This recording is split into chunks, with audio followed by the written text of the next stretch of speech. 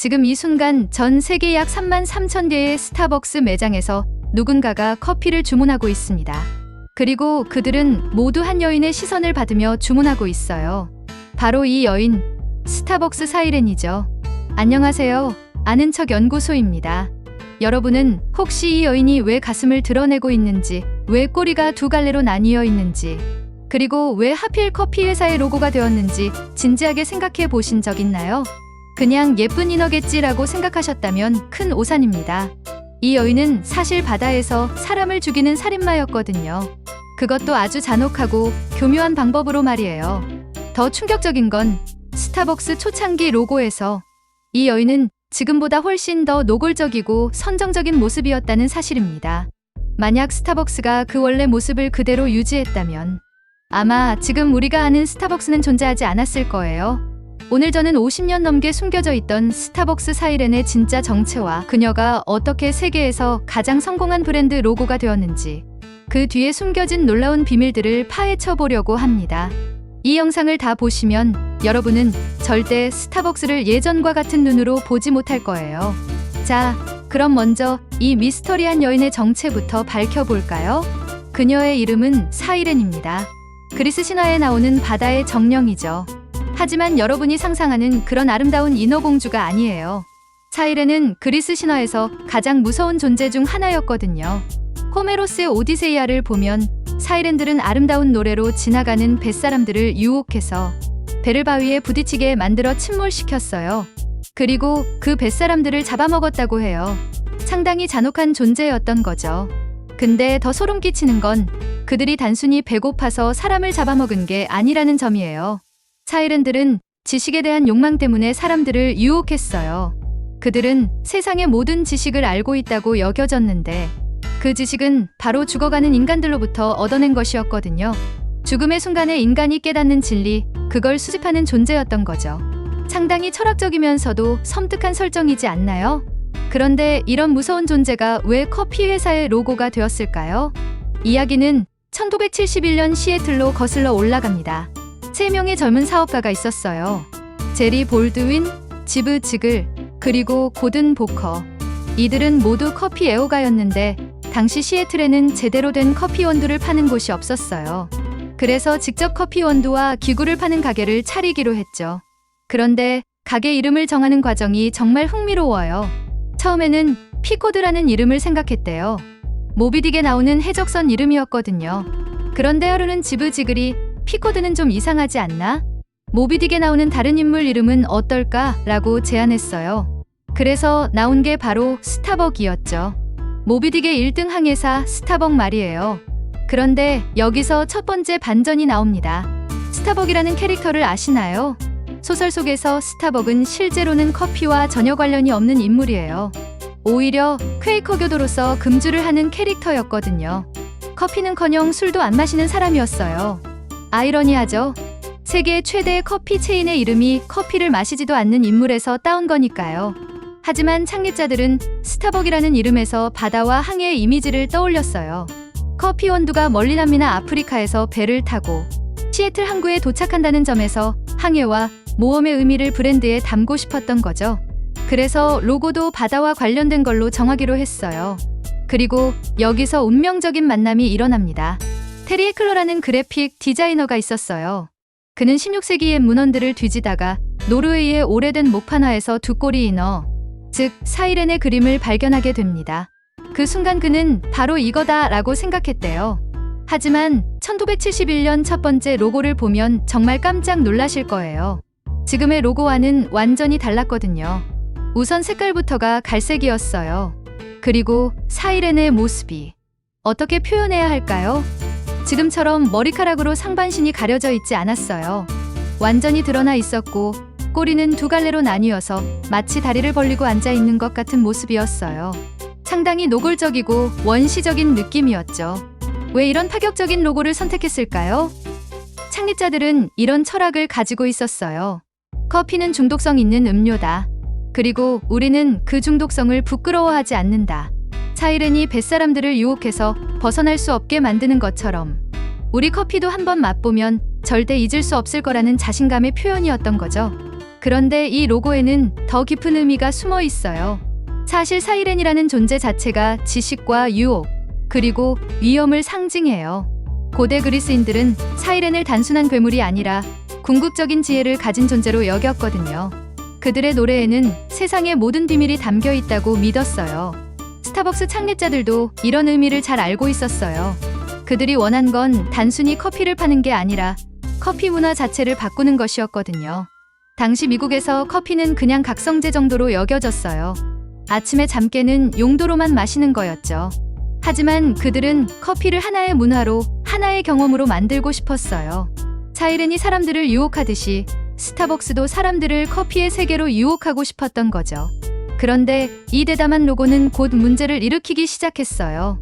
1970년대 후반부터 스타벅스가 점점 유명해지면서 보수적인 고객들로부터 항의가 들어오기 시작했어요. 특히 가족 단위 고객들이 아이들에게 보여주기 부적절하다는 불만을 제기했죠. 더 큰 문제는 스타벅스가 전국적으로 확장하려고 할 때 생겼어요. 1980년대 중반 젊은 마케팅 담당자 하워드 슐츠가 이탈리아를 여행하고 돌아와서는 완전히 새로운 비전을 제시했어요. 단순히 원두를 파는 게 아니라 이탈리아식 에스프레소 바 문화를 미국에 도입하자는 거였죠. 그런데 여기서 두 번째 반전이 등장합니다. 하워드 슐츠는 처음에 스타벅스 창립자들에게 거절당했어요. 그들은 우리는 원두 장수지 카페 사장이 아니다 라고 했거든요. 그래서 슐츠는 스타벅스를 떠나서 자기만의 카페 체인 일 지오르날레를 만들었어요. 하지만 1987년 스타벅스가 재정적으로 어려워지자 슐츠가 회사를 인수하게 됩니다. 그리고 바로 이때 사이렌의 첫 번째 성형수술이 시작돼요. 1987년 로고는 혁신적인 변화였어요. 우선 색깔이 갈색에서 녹색으로 바뀌었어요. 왜 녹색일까요? 여기에도 깊은 의미가 있어요. 녹색은 커피 원두의 색깔이기도 하지만 더 중요한 건 성장과 자연, 그리고 신선함을 상징한다는 점이에요. 슐츠는 스타벅스를 단순한 커피 회사가 아니라 라이프스타일 브랜드로 만들고 싶었거든요. 그리고 사이렌의 모습도 많이 바뀌었어요. 머리카락이 길어져서 상반신을 적절히 가리게 되었고 전체적으로 훨씬 우아하고 신비로운 느낌을 주게 되었죠. 위험한 유혹자에서 지혜로운 여신의 모습으로 탈바꿈한 거예요. 하지만 여기서 놓치면 안 되는 디테일이 있어요. 새로운 로고에서도 사이렌의 두 갈래 꼬리는 그대로 유지되었어요. 왜일까요? 이건 사이렌의 정체성을 보여주는 핵심 요소이기 때문이에요. 일반적인 인어는 꼬리가 하나잖아요. 하지만 사이렌은 두 갈래 꼬리를 가진 신화적 존재예요. 이 꼬리는 이중성을 상징해요. 아름다움과 위험, 유혹과 지혜, 이런 모순적인 요소들이 공존한다는 의미죠. 그리고 1992년 또 한 번의 변화가 있었어요. 이때는 사이렌이 좀 더 클로즈업 되면서 얼굴과 상반신이 더 크게 보이게 되었어요. 그리고 왕관 같은 장식이 더 화려해졌죠. 이는 스타벅스가 프리미엄 브랜드로 자리 잡기 시작했다는 걸 보여줘요. 그런데 정말 극적인 변화는 2011년에 일어났어요. 스타벅스 창립 40주년을 맞아서 완전히 새로운 로고가 등장한 거예요. 가장 큰 변화는 무엇일까요? 바로 스타벅스 커피라는 글자가 완전히 사라진 거예요. 이게 얼마나 파격적인 결정이었는지 아세요? 브랜드명을 로고에서 완전히 제거한다는 건 정말 위험한 도박이거든요. 하지만 스타벅스는 이미 사이렌만으로도 충분히 브랜드를 인식할 수 있다는 확신이 있었어요. 그리고 여기에는 더 큰 전략이 숨어 있었어요. 스타벅스는 더 이상 커피 회사로만 남고 싶지 않았거든요. 차, 스무디, 음식, 심지어 술까지 파는 종합 라이프스타일 브랜드가 되고 싶었어요. 커피라는 글자를 없애면서 브랜드의 한계를 없앤 거죠. 하지만 2011년 로고에는 우리가 모르는 놀라운 비밀들이 숨어 있어요. 첫 번째 비밀은 사이렌의 얼굴에 있어요. 자세히 보시면 그녀의 얼굴이 완전한 좌우대칭이 아니에요. 눈의 크기가 미묘하게 다르고 입술의 모양도 살짝 비대칭이에요. 이게 실수일까요? 절대 아니에요. 이건 의도적인 디자인이에요. 완벽한 대칭은 자칫 차갑고 인공적인 느낌을 줄 수 있거든요. 하지만 미묘한 비대칭은 인간적인 따뜻함과 생동감을 만들어내요. 우리가 사이렌을 보고 친근감을 느끼는 이유 중 하나가 바로 이 비대칭성 때문이에요. 두 번째 비밀은 사이렌의 시선입니다. 그녀가 어디를 보고 있는지 아세요? 정면을 보고 있지 않아요. 살짝 왼쪽을 보고 있어요. 이것도 계산된 디자인이에요. 정면을 똑바로 보는 시선은 때로 부담스럽고 위압적일 수 있거든요. 하지만 살짝 옆을 보는 시선은 신비로우면서도 편안한 느낌을 줘요. 세 번째 비밀은 사이렌의 미소입니다. 그녀의 입꼬리가 살짝 올라가 있는 거 보이시죠? 이건 미술사에서 말하는 아르카익 스마일이에요. 고대 그리스 조각에서 볼 수 있는 그 신비로운 미소 말이에요. 모나리자의 미소와도 비슷하죠. 이런 애매한 미소는 보는 사람으로 하여금 계속 궁금하게 만들어요. 저 여자는 지금 뭘 생각하고 있을까? 그리고 네 번째 비밀. 이건 정말 놀라실 거예요. 사이렌의 머리카락을 자세히 보세요. 파도 같은 웨이브가 있죠? 이 웨이브의 방향이 모두 시계 방향으로 돌아가고 있어요. 이것도 우연이 아니에요. 시계 방향 회전은 긍정적인 에너지의 흐름을 상징한다고 여겨져요. 풍수지리학에서도 시계 방향 회전은 기운을 모으는 방향이라고 하거든요. 다섯 번째 비밀은 사이렌의 왕관입니다. 그녀의 머리 위에 있는 별 모양 장식 보이시죠? 이 별은 5개의 끝점을 가진 오각별이에요. 5라는 숫자는 완전함과 조화를 상징해요. 또한 인간의 5 감각을 의미하기도 하죠. 스타벅스는 시각, 후각, 미각, 촉각, 청각 모든 감각을 통해 고객에게 완벽한 경험을 제공하겠다는 의미를 담은 거예요. 여섯 번째 비밀은 전체적인 구도입니다. 사이렌이 원형 프레임 안에 있지만 꼬리 끝부분이 살짝 밖으로 나와 있어요. 이게 단순한 디자인 실수일까요? 아니에요. 이건 경계를 넘나드는 존재라는 의미를 담고 있어요. 사이렌은 바다와 육지, 현실과 환상, 과거와 현재를 넘나드는 존재거든요. 스타벅스도 마찬가지예요. 커피와 음식, 동양과 서양, 전통과 현대를 넘나드는 브랜드라는 메시지죠.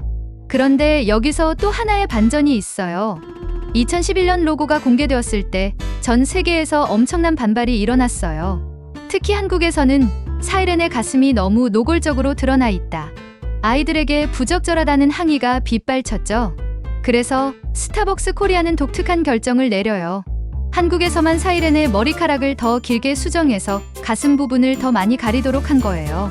지금도 한국의 스타벅스 로고를 자세히 보면 다른 나라와 미묘하게 다른 점을 발견할 수 있어요. 하지만 가장 놀라운 반전은 따로 있어요. 스타벅스 사이렌의 모델이 실제로 존재한다는 사실 알고 계셨나요? 1971년 첫 로고를 디자인할 때 테리 헤클러는 16세기 목화나에서 영감을 받았다고 했잖아요. 그런데 그 목화나의 원본이 노르웨이 오슬로의 해양박물관에 실제로 보관되어 있어요. 더 신기한 건 그 목화나에 나온 사이렌이 실제 전설 속 인물을 모델로 했다는 거예요. 16세기 노르웨이에서는 마르가레타라는 이름의 여인에 대한 전설이 있었대요. 그녀는 바닷가 마을에서 가장 아름다운 여인이었는데 어느 날 바다에서 실종되었다고 해요. 그 후로 그 해역에서는 아름다운 노랫소리가 들린다는 소문이 퍼졌고 사람들은 마르가레타가 사이렌이 되었다고 믿었대요. 결국 스타벅스 사이렌은 단순한 마케팅 로고가 아니에요. 그녀는 인류의 욕망과 꿈, 그리고 문화의 역사를 담고 있는 상징이에요. 고대 그리스의 신화에서 시작해서 16세기 노르웨이의 전설을 거쳐 20세기 미국의 상업 문화, 그리고 21세기 글로벌 브랜딩까지 5,000년의 시간을 관통하는 놀라운 여정이죠. 그리고 이 모든 이야기에는 하나의 일관된 메시지가 흐르고 있어요. 바로 유혹이에요. 사이렌이 뱃사람들을 유혹했듯이 스타벅스도 전 세계 사람들을 유혹하고 있어요. 하지만 이제는 죽음으로 이끄는 유혹이 아니라 더 나은 삶으로 이끄는 유혹이에요. 더 좋은 커피, 더 편안한 공간, 더 풍부한 경험으로 말이죠. 마지막으로 하나만 더 말씀드릴게요. 다음번에 스타벅스에 가실 때 사이렌을 한 번 더 자세히 보세요. 그리고 이렇게 생각해 보세요. 이 여인은 5,000년의 시간을 건너 나에게 왔구나. 고대 그리스의 바다에서 시작해서 노르웨이의 피오르드를 거쳐 시애틀의 파이크 플레이스, 마켓을 지나 지금 내 앞에 있구나. 그럼 여러분도 사이렌의 속삭임을 들을 수 있을 거예요. 나는 너를 더 나은 순간으로 유혹한다. 이 커피와 함께 잠깐이라도 일상에서 벗어나라. 그리고 여러분은 기꺼이 그 유혹에 넘어가겠죠. 왜냐하면 그것이 바로 현대의 마법이니까요. 오늘 아는 척 연구소에서 준비한 스타벅스 사이렌의 놀라운 비밀 이야기 어떠셨나요? 이제 여러분은 전 세계에서 가장 유명한 로고의 진짜 이야기를 아는 몇 안 되는 사람이 되었습니다. 이런 흥미로운 이야기들이 더 궁금하시다면 구독과 좋아요, 그리고 알림 설정 부탁드려요. 댓글로 다음에 다뤘으면 하는 주제도 남겨주세요. 그럼 다음 시간에도 여러분이 몰랐던 놀라운 이야기로 찾아뵙겠습니다.